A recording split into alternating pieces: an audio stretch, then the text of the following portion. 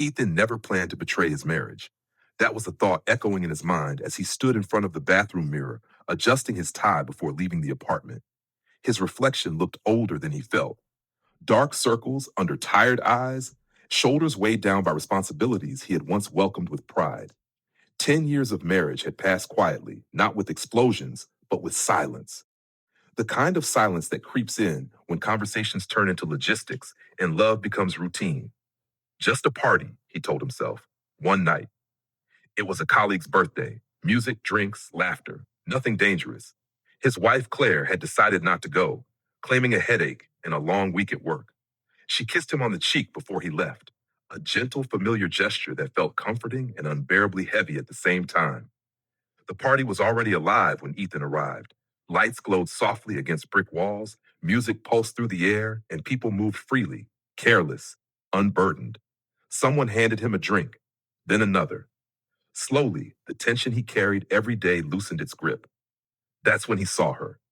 She stood near the balcony doors, laughing with someone he didn't recognize. Her laughter wasn't loud, but it was real, unfiltered, warm. When she turned and their eyes met, something unexpected happened.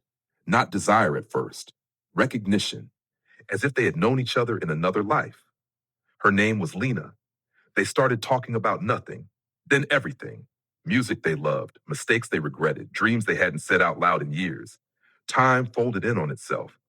The noise of the party faded, and suddenly it was just the two of them, standing too close, breathing the same air. Ethan felt alive in a way that scared him.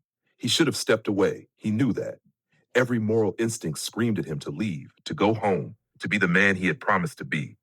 But loneliness has a quiet voice, and it can sound a lot like hope. When Lena touched his arm, it felt electric. When she smiled at him, something inside him broke open.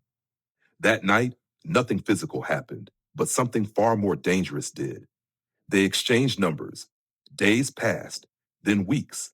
At first, their messages were innocent, checking in, sharing songs, sending jokes. But emotional intimacy grows faster than love ever does.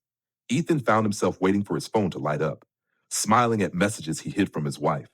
Feeling guilt twist his stomach while desire pulled him forward. Eventually, they met again. Coffee turned into long walks, walks turned into confessions, confessions turned into kisses, and kisses turned into a relationship that lived in shadows and stolen moments. Ethan hated himself for how much he wanted her. He still came home every night to Claire, still ate dinner at the same table, still asked about her day. But something in him had shifted. He was split in two, one man living a lie, the other chasing a version of himself he thought he had lost. Then came the day everything collapsed. Claire found the messages by accident. Ethan had left his phone on the kitchen counter while showering. When he came out, her face was pale, her hands shaking as she held the device like it was something poisonous. "Who is Lena?" she asked quietly. The silence that followed was unbearable. Ethan tried to speak, but his throat closed. His heart pounded so hard he thought he might faint. In that moment, he realized the true weight of what he had done. Not the romance, not the thrill, but the devastation now standing in front of him. Claire didn't scream. She didn't cry at first. That hurt more than anything. "How long?" she asked. When he answered, her eyes filled with tears. Not explosive, but slow, painful ones. Tears that carried years of trust, memories, shared dreams. "I trusted you," she whispered. Those words destroyed him. In the days that followed, Ethan felt physically ill. He couldn't eat, couldn't sleep. Every breath felt heavy. He watched Claire move through the apartment like a ghost, and each step she took echoed with the damage he had caused. The romance with Lena suddenly felt hollow. When he saw her again, he couldn't meet her eyes. "I ruined everything," he said. Lena understood. She always had. But understanding didn't erase the pain. "I never wanted to be the reason," she said softly. Ethan left her that night, knowing that love born from betrayal could never be free. At home, Claire finally broke down. The sound of her crying was something Ethan would carry forever. He held his head in his hands, wishing he could turn time backward, wishing he had been strong when it mattered. "I feel like I don't know you," Claire said through tears. And the truth was, Ethan didn't know himself anymore either.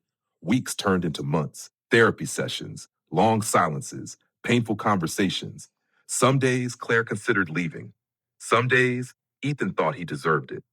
He learned that guilt is not dramatic. It's quiet, constant, and exhausting. It follows you into every room. It sits beside you at night. It reminds you that one moment of weakness can destroy years of love. Whether they stayed together or not was uncertain. Trust, once broken, does not return easily.